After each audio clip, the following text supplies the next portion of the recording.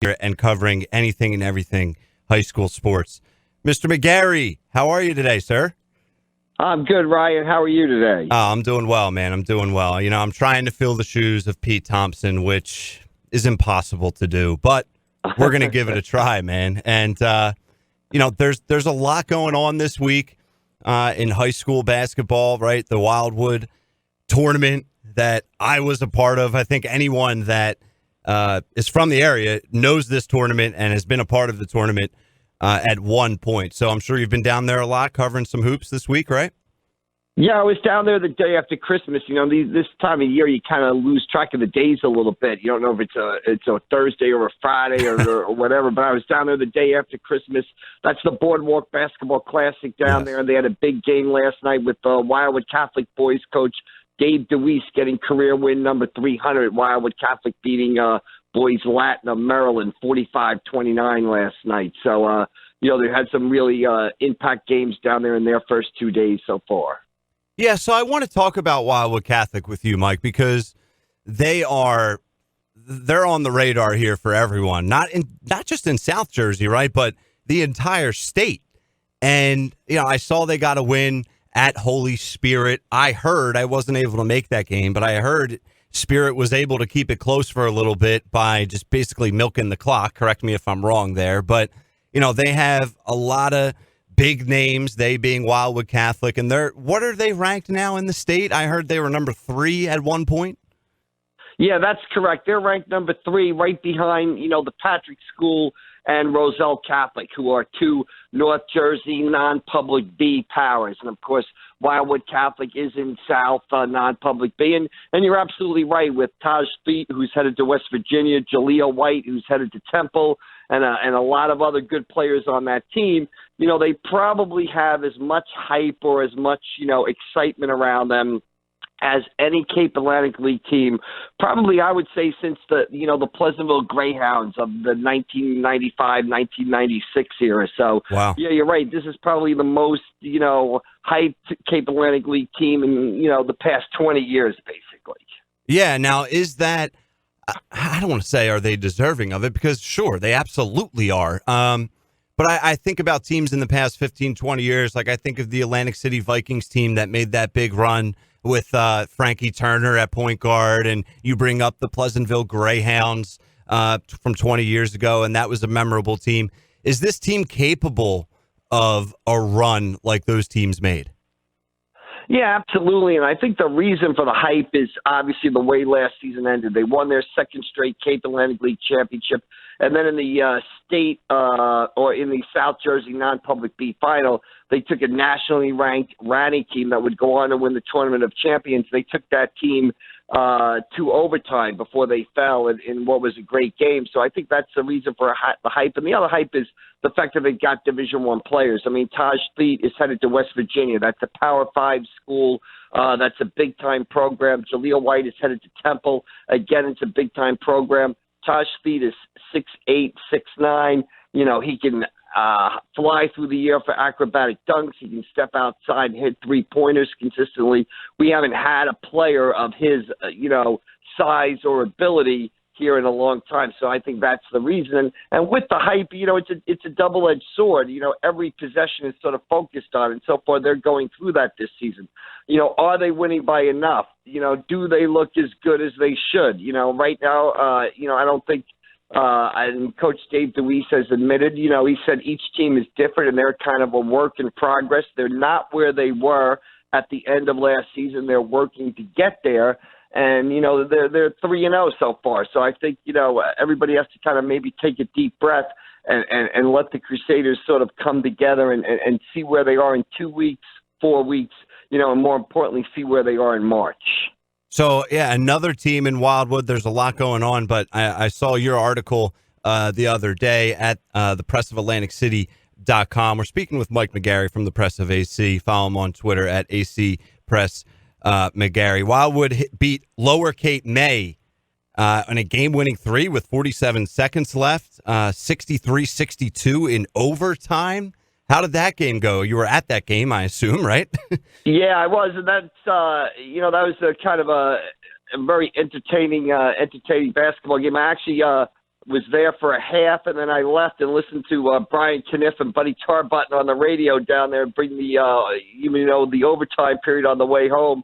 A great shot by Ernie Triano the fourth. And one of the great things about that Wildwood tournament is they named the games and the brackets after people that had made an impact in, Wildwood basketball or Cape Atlantic League basketball. So this is an Ernie Triano Senior Memorial Showcase game, and Ernie Triano the fourth hits a winning three-pointer in overtime to give Wildwood, a thrilling come-from-behind victory over Lower Cape May, and which led to one of the greatest tweets I've seen of all time is how many Ernie Trianos are there down in Wildwood, basically, So, but it's really neat when you got basically the great-grandson of the person the game is named after, sort of hit the winning shot in a game. And Wildwood's had one of those seasons so far. They were down 13 points to Lower Cape May in that game in the fourth quarter. They come back and win that game in overtime.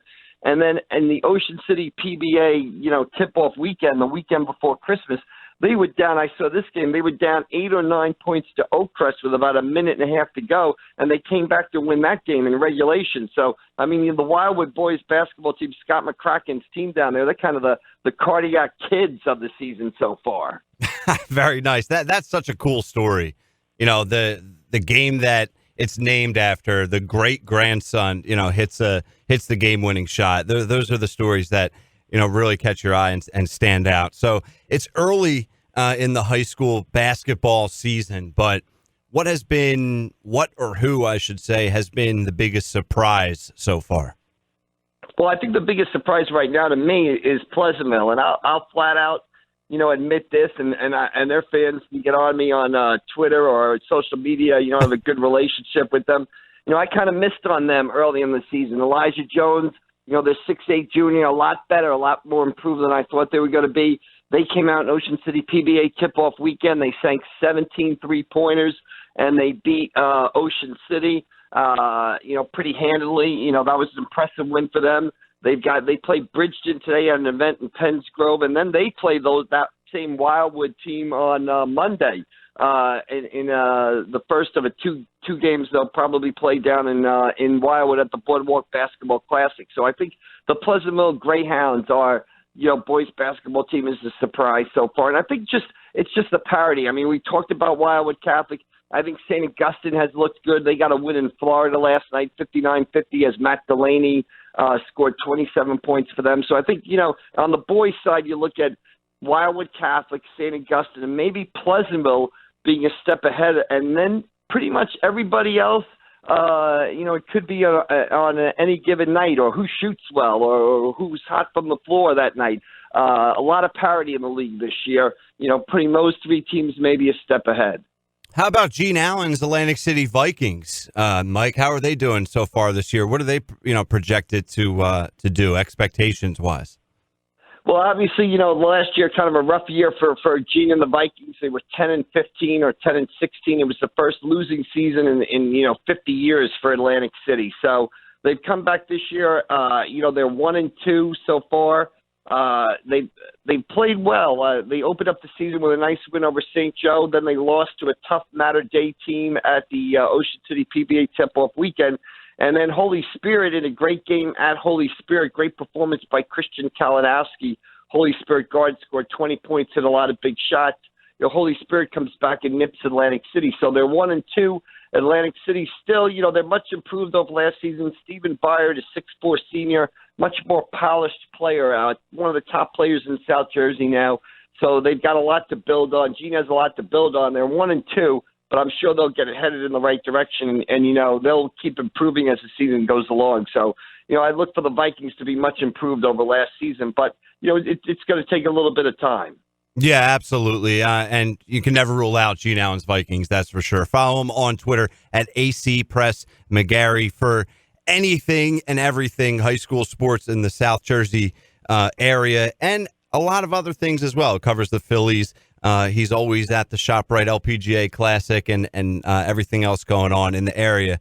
Mike, is there anything else that you wanted to touch on regarding high school sports over the past week or so that I failed to ask you?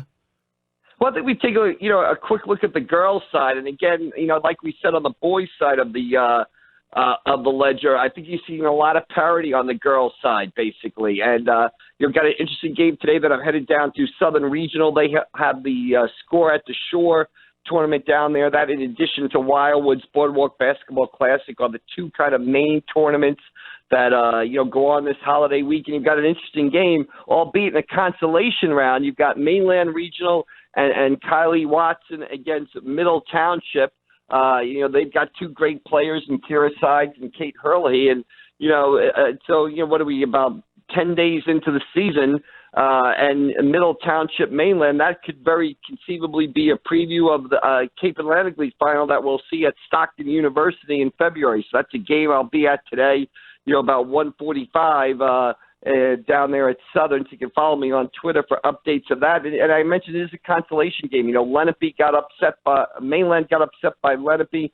Mainland's the defending state Group 3 champion. They've got some injury issues right now. I hear Cameron Dirks is a bit nicked up. I'll find out more about that. And Middle Township lost to a very, very good St. Thomas of Aquinas team out of Middlesex County. But anytime, you got the Middle girls against the Mainland girls, that's a big game. And as I mentioned, we're early, but that's a possible, Cape Atlantic League preview, title game preview that we could see in February at Stockton. Good stuff there, Mike. And yeah, Mainland girls basketball, I talk about the expectations with Wildwood Catholic. I apologize to the Mustangs out there for girls basketball because I know their expectations are just as high, and they're a team to watch for sure on the girls' side of things. Mike, before we let you go, so I don't know if you noticed what led into this segment, but it was the Cody Parkey double doink. So the format of this show today is the highlights and the lowlights of the 2019 year in Philadelphia sports. What sticks out for you over the past year?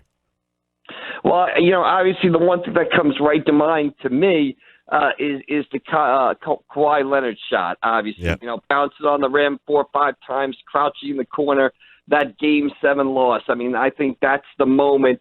That spins, comes right to my mind when you say Philadelphia sports. I think, the win of the Eagles in Chicago, the Cody Parkey kick, as you mentioned, is another one. And then the third moment that comes to my mind is just, Bryce Harper coming to the Phillies. And if there's a play that sort of signifies, I think, what Bryce Harper played last season, it's that walk-off grand slam that he had yes. in July, where he was sprinting around the bases and everything like that. I think that sort of typified the excitement that Bryce Harper brought to the Phillies. But as you said, in 2019, that one image, kind of a mixed season for the Big Four Philadelphia sports teams, kind of a disappointing one, you would probably say. And the one image that I see is just, is that ball bouncing on the rim, Kawhi Leonard crouching in the corner, yep. Joel Embiid crying after the game. I mean, that's the image that that I see right now. That to me, that's the number one image that I see out of 2019 in Philadelphia sports. I agree. That ball just went through the net, I think, about 10 minutes ago. Yeah, I think it did. I think it just rolled around again, a couple more bounces, and just hopped through. It's the thing that always amazes me is Kawhi Leonard crouching on that shot. Like that shot was on the rim so long, it was like a golfer looking at a putt. Yes. He actually crouch down and will it through the hoop. So, like you said, that's the number one image for me in 2019. Yeah, that's an image not only for this year, but I think for a long time that people will struggle to get out of their heads. Mike, I always appreciate talking to you. I'm glad I had the opportunity to chat with you for a few minutes this morning. Have a great rest of your holiday and Happy New Year, and safe travels getting to all the high school games. Okay, great, Ryan. Happy New Year to you too, and we'll see you down the road. Thanks for having me on. Absolutely, anytime, Mike. And follow him on Twitter at AC Press McGarry.